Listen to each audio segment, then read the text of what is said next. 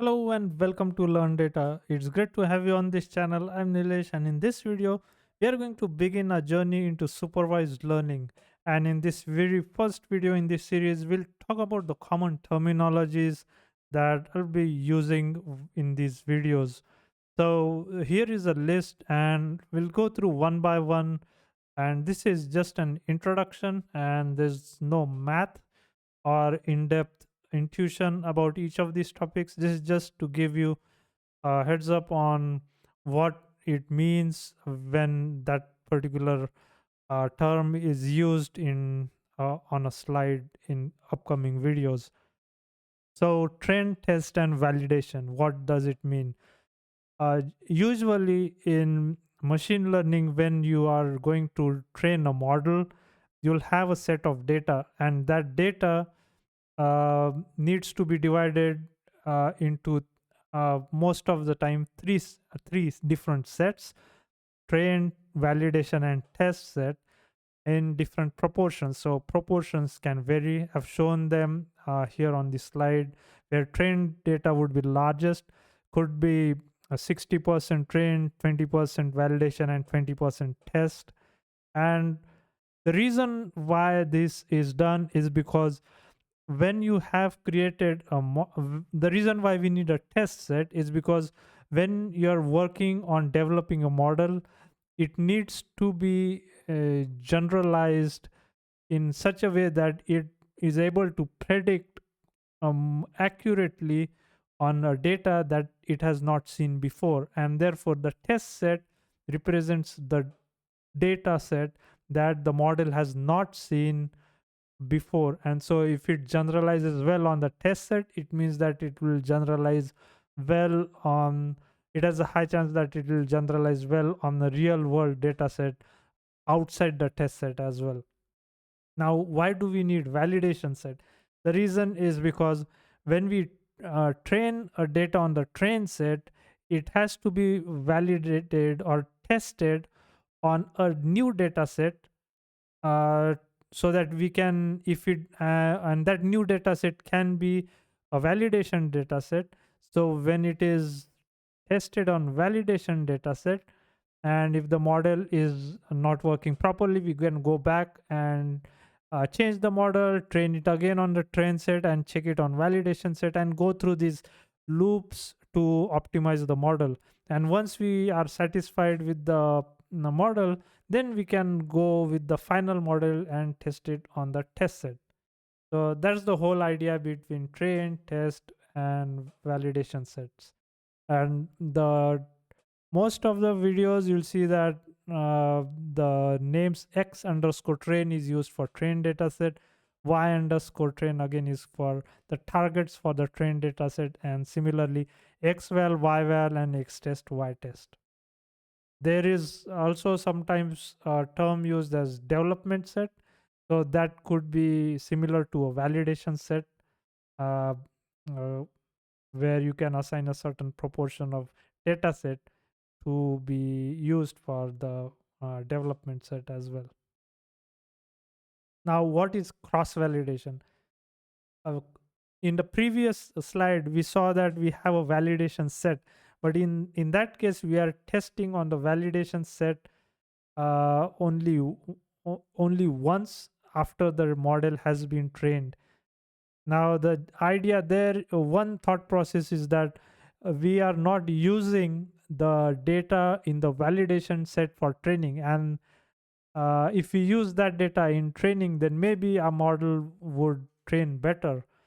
That's one thought. Another is, uh, what if there are other parts within the training data set that are different from the validation set that is created? So if we train on all those multiple chunks of data from the from the train set, would that give us a better model? And that's exactly what the cross validation would do.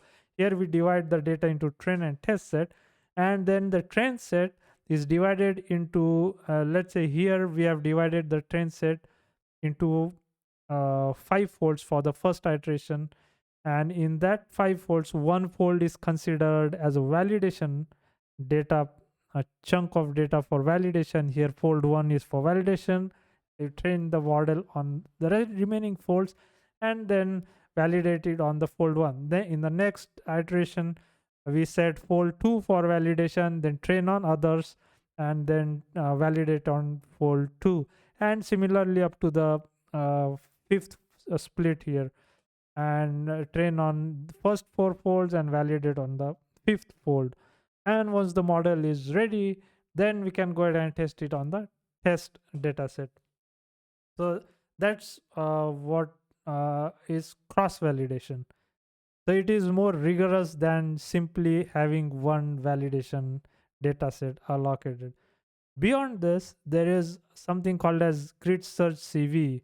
Now, what this is exhaustive search of parameters. So what I mean by that is, if you have a model that needs to be optimized, say if let's say if the model has these parameters a, b, c, k, and you need to, and number of cross validation folds, then if you are trying to optimize these, what parameters, so let's say you want to check if the value of a should be 1, b should be zero point 0.2, and c should be 0.1, and k is linear, then you get the best accuracy of the model.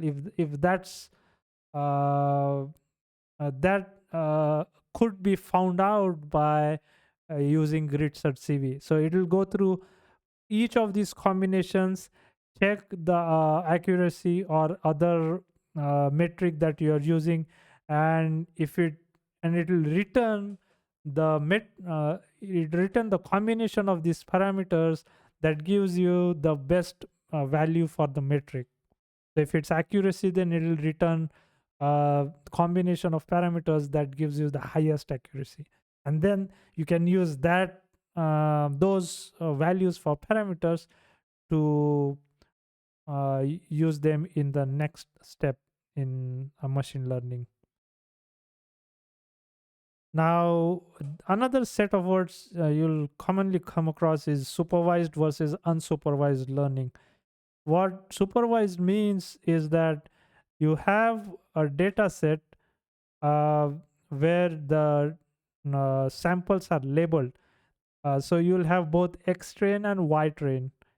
For example, let's say if there is a data set of automobiles and you have the miles per gallon is one feature, then horsepower is another feature, cost is a third feature, and then from these you're trying to predict if the car is fuel efficient or not, and the labels is fuel efficient and not fuel efficient, those would be provided for supervised learning, and so you can train on that. So Y train would be the column that will have, is the car fuel efficient, yes or no, and then X train will have the features, miles per gallon, cost, and horsepower. However, now for unsupervised learning, the data is not labeled. So in this case, you'll have, let's say, GPS coordinates of a group of cell phone users in a marketplace. And what you're trying to identify there is what, how do the clusters form in that particular market area? Do a lot of people uh, cluster near a coffee shop, or do they cluster more near a mall? So that sort of analysis can be done. So that's one way of thinking about the unsupervised data, where there is no Y train available, there is no labeled data set available.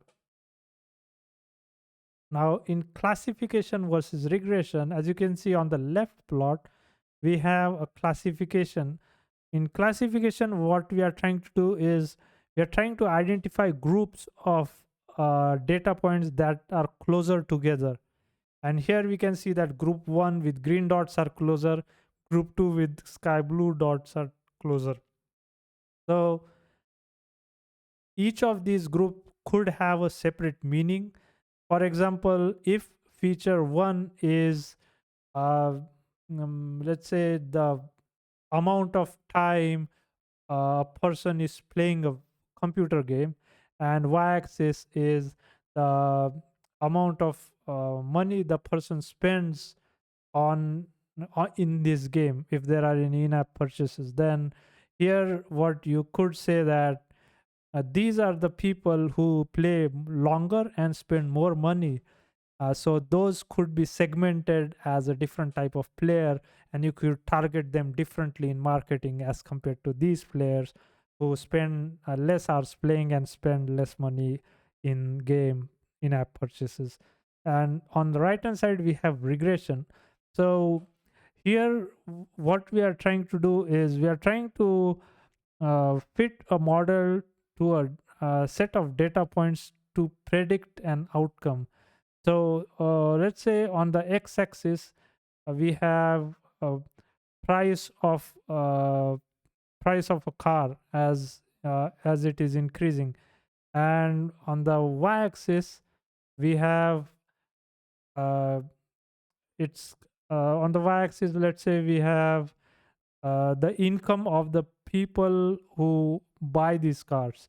So as you can see, if the car is less expensive, if the cost of the car is less, there are people who buy those cars uh, seem to have a lesser income as compared to people who buy very expensive cars and they have a higher income right here.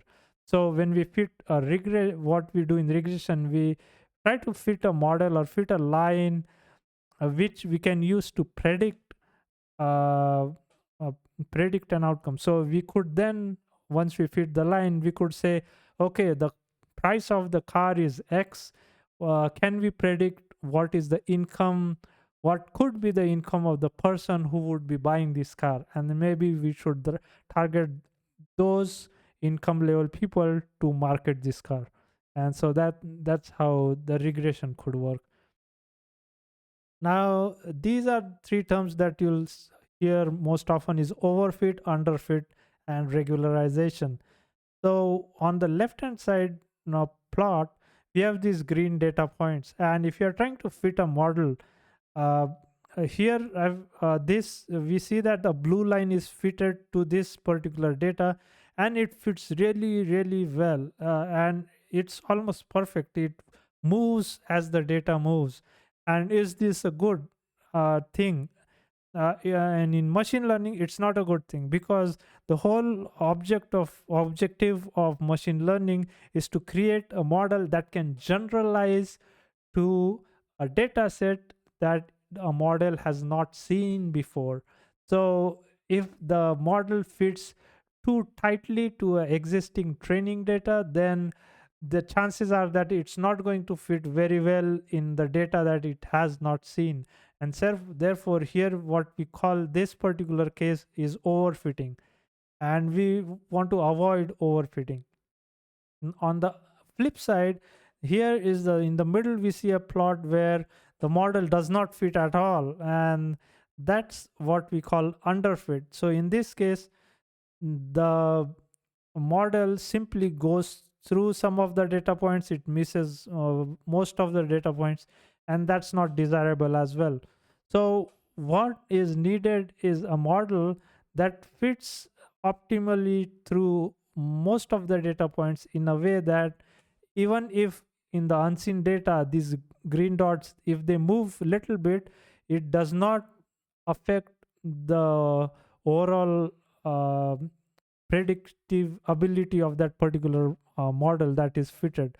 So on the rightmost side, this is a model that fits reasonably well, and that is can be achieved by using regularization terms, and we'll talk about that in coming videos. So what regularized means is we add a penalty to the model such that it doesn't fall into either overfit or underfit, and it falls in somewhere in between. So the penalty can be tuned such that we get a best fit for the model, and such a model that generalizes well with unseen data as well. Another example of again overfit underfit is in this slide. And here we are talking about classification. The previous slide was regression, and in here we can see that this blue decision boundary, it it does work very well. However, there is a problem is that it overfits. It curves through each of these data points too tightly, and therefore chances are that it may not generalize well when the same model is used to classify an unseen data set. And in middle, uh, this particular line is straight, and it may be misclassifying some of the points because it's too simple, and that may not always be the best way to classify the data points. And therefore, in the regularized case or optimal case, the decision boundary could be such as shown here, where these green dots are identified correctly, and these magenta dots are also identified correctly. So that's the gist about overfit, underfit, and regularization. Now, attached to those three words, there is also bias and variance, and bias variance trade-off. So what does it mean? When we have a case of overfit as seen in the leftmost plot, here this is a case of high variance, and if it's a case of underfit as seen here, where the decision boundary is almost straight and doesn't do a good job separating the two classes, then we are seeing a case of high bias. So there's always a challenge to mm, kind of uh, uh, get uh, get through variance and bias, get even footing of variance and bias, so that we can get an optimal decision boundary as shown in the rightmost figure. So those are the terms you'll be hearing quite often when we talk about machine learning models. Another term that you'll see used almost frequently is objective function, cost function, or loss function. What does it all mean? So we'll go into the details in coming videos, but here I just want to show you this. On the right hand side, we have this green data points, and when we fit a model to these data points, let's say we are trying to fit this dotted line. What I mean by fitting a dotted line is that we are trying to find uh, a model or a equation that describes the behavior relationship between the feature x and output y. So if we have this line which does describe this relationship, then we can use that line to predict the y output from feature x. So even in places where the data points were not present, for example, here we could go up here, and then from here we could go on the y-axis and say that, okay, for that x value, this is the y value. Now, to make that happen, what we need is a line that fits, uh, that is a best fit line. And what I mean by the ideal line would be such that it goes through all the green data points. And as you can see here, that's not the case. So what happens is, here what we see is this green data point is the actual data point, and the predicted data point is this red dot right here, and the red line shows the residual or the difference between the actual data and the predicted data. So the whole uh, the whole premise of fitting a model is that we want to minimize this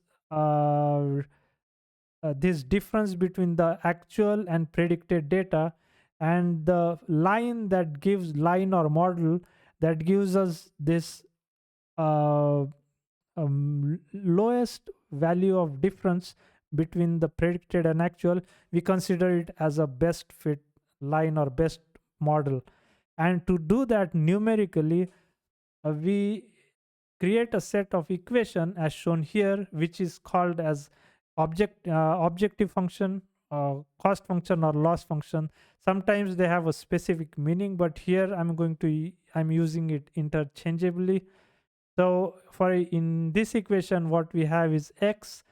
Double x is the x-axis, w is the parameter. So if you remember the equation of line y is equal to mx plus b, so your m, which is the slope, that would be the w, and your w0 would be the intercept. And what we are doing here is taking the sum of squares. So we are taking this difference, squaring it, and adding it all together for all of these points. And so that's that. And on this term right here is the regularization term. What we saw in the previous slide, regularized. So to go from overfit to underfit, this is the term which does that. And here we are showing the L2 norm. So adding this alpha and w, that is what uh, reduces the impact of these variables parameters w, and therefore it reduces the overfitting. So that is objective cost or loss function. Now prediction accuracy. Here this is an example of classification where we have actual values, here 3241, we have predicted values 3101, and then we have the answers if it's correct yes or no. And here we see that total number of correct answers divided by total number of answers is 2 by 4, and that's 50% accuracy. So that's a very simple way to look at a prediction accuracy. There are a lot more metrics, but this is just one I wanted to show that when we are talking of prediction accuracy, this is what it means when it's a classification problem. Now, the code for most of the machine learning models in scikit-learn that we'll be walking through would have this type of work uh, set of steps. You import the model shown here in blue, import the libraries, then you have the train set, which is x train, y train, and then you have the test set, x test, y test. So you'll probably have to do pre-processing to get up to this step. But once you have these data sets ready, then first what we would be doing is initializing a variable, and using the model to initialize that. So here we are initializing the rich classifier model, and it is saved in the variable reg, and then we are using that to fit on the train data and the train target. So this would be a supervised learning problem. And once the model is fit, we can use that to predict. So we can then use the reg.predict on the test set, which we have up here. Okay. Uh, and if you are using validation, definitely yes, you'll have a validation set there before you get into test set, but I have not shown it here. And once the predicted values are available, then you can test how far away are those from the actual data points. And so in this case you have the y test, which are the target labels on the test set, and you have the predicted labels on the test set. So using those two, we can get the accuracy score. So I hope in this video you got an intuition about various types of common terminologies used in machine learning. And I just wanted to make this video so that when we get into the videos on supervised machine learning, you will have some idea in the background as to what the video is talking about. Please let me know in the comments below if you have any comments or suggestions. I hope to see you all in the next video. Please like, share, and subscribe. Thank you.